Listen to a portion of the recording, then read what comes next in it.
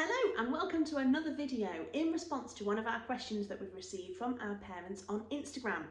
Now the question was, let me call it up here, I've just got my iPad to keep all of this information together. Any tips on how to help motivate my Key Stage 2 student to do their homework or their work independently? So a big thank you for sending that question in.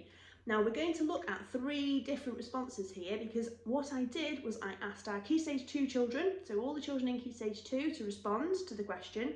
I've also asked our teaching staff as well and teaching support staff, our whole school family, and our parents as well. So again, looking at those responses, see if we can give any tips, any similarities, any ideas, and hopefully this will give you lots and lots of ideas to help your child at home too. So I've separated them up into those 3 categories: our children's responses, the parental responses, and also we've got our teacher responses too. So I'm going to start us off straight away with what the children said.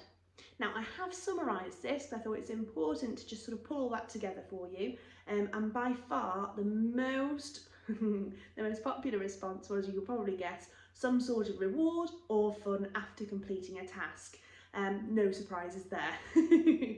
And next up was an interesting one, which I thought was great, especially in Key Stage 2, is having regular breaks. So when those homework tasks might get a little bit longer, the expectations that little bit more, just allowing them a break and, obviously keeping it to a set time. If we don't have a 10-minute break, go and have a drink, a bite to eat, and then come back to complete the task. I thought that was interesting for them actually to work out they can separate it up and still complete the task overall.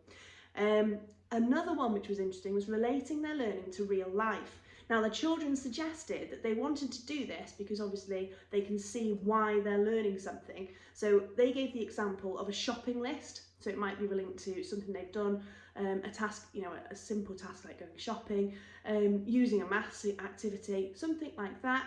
But then obviously if they can relate it to real life, they see the importance of doing it. Again, that's a super thing to use.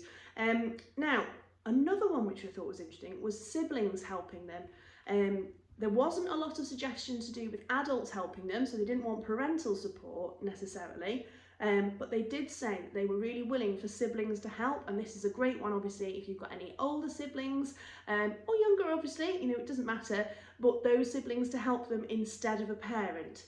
So again, a little bit of peer support at home, you might be able to do that. And also allocating a set time to complete a task. So if the children know we're going to do 30 minutes of this tonight and then that's it, that will finish. Again, it just gives them that sort of finite feeling of this isn't going to go on for hours and hours and hours. If I can't do something, or I'm finding something tricky, or I'm a bit tired tonight, after 30 minutes you might have completed it, you might not, but we're going to stop. Just to take the pressure off them that little bit so they know after those 30 minutes, the expectation then is that they can do whatever you're going to do afterwards. Great is looking at what our parents have responded with, and these are really interesting because this is a sort of tried and tested things that worked for me. So again, a big thank you for your response to getting all these ideas in for us that we can share together.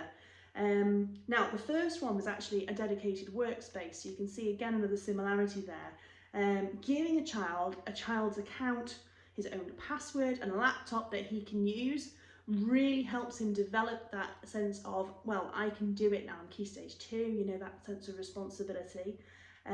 Also, letting the child finish and submit their homework without double checking it. So the process is no longer between a parent, child, teacher, it's just between a child and the teacher. They found that can be really successful. Also, it goes back to the rewards, there's a common theme here. Having a weekly Telesign reward for completing homework early in the weekend. So another really interesting one was homework being set as a Go Henry task. Now I don't know if you've heard of Go Henry. It's basically a way of giving pocket money online nowadays. So definitely if you're interested in something like that, you can look up the Go Henry app. You can create it as a task. So once they've completed that task, then they will be given their pocket money into their Go Henry account. A really interesting one, again with following that theme of the reward.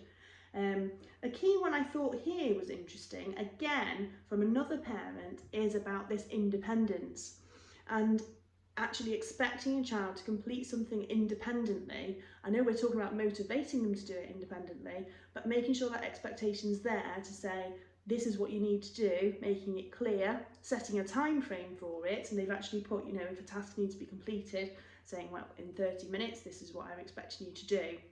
But then they're saying, actually, they go off, they might make tea, they might be at the dining room table completing the task, doing their own work, but they're nearby. So if they get stuck, or if they're confused about something, or they need some support, you're there, but you're not peering over their shoulder. And that's something, again, that seems to be a common thread between the children, saying that they need somebody there to help them, maybe a sibling. What our teachers have said as well, talking about how really you need to be close by, but again, give them that space. It's all about that balance, isn't it? Especially with Key Stage 2 children.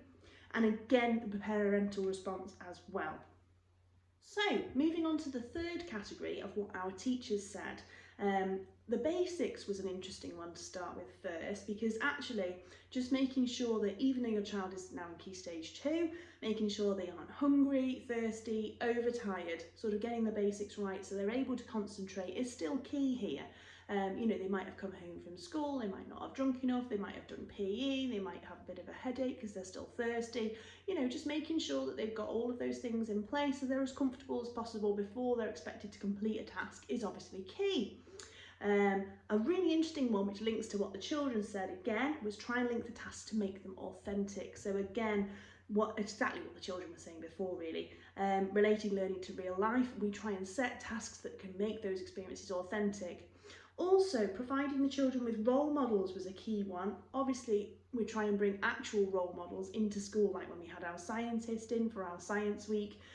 So the children are inspired to learn and achieve, and they go home with that motivation to complete tasks as well.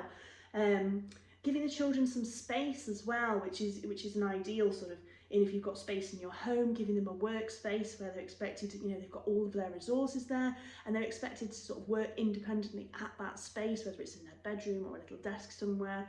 But also a real key one, which I thought was interesting, which is one of our teachers said, but actually is talking as a parent of a Key Stage 2 child as well, being close by when the child's completing the tasks that are expected, but not being too close to allow them that bit of space to complete them independently. That's a real key one. So I just want to do a quick summary for you. So out of those 3 different categories that we've put the responses into, you can obviously see there's similarities there. Some things are the same, there's a lot of crossover. It tends to be that children need to be ready to complete their homework. So for example, you might have made sure that they're not thirsty, they're not hungry, all of the basics in place, they're as comfortable as possible before completing a task, giving them those regular breaks, allocating set amounts of time in which you're expecting them to complete an activity. Again, looking at that real life context, which is something that we do here in school, but again, linking it at home to, well, if you can do this, then do you know what job you could possibly do in the future? Giving that aspiration and those role models. And also giving them rewards, rewards, we give the children lots of rewards. It could just be, well, actually after this, you might have earned, like one of our parents said, some more telly time, you might have earned some homework on the Go Henry account, the reason to do it, why am I doing this? Not just the real life experience, but why am I doing this? Because there is a reward attached to it. Also making sure we're giving them that independence. So sometimes obviously we want to make sure things are being done, we might be looking over their shoulder, giving them that little bit of space when needed, but also being close at hand. It's not so simple, there's a fine balance there, and I'm sure as a parent you agree with that as well. The interesting one I think was a key one with peers as well. Making sure that their siblings can help at home. That's something we do in school. We have the peers helping children, side by side, you might have shoulder partners. But siblings helping at home, that's another one maybe that you could use. And also I think the key one here is making sure they've got everything that they need. Obviously they don't want it to complete a task maybe, if they're looking for something, if they can't find a calculator, if they can't find a sharpened pencil, just making sure that all of that stuff is around them. And if possible they could have a workstation at home where they're actually completing the tasks as well.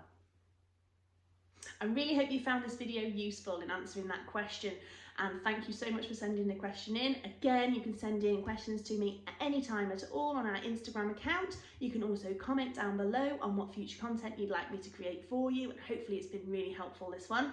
Now, if you would like to subscribe, don't forget it's completely free on our YouTube channel, and then you'll get an alert as soon as our next video has gone live. And thank you so much for taking the time to watch. Bye bye!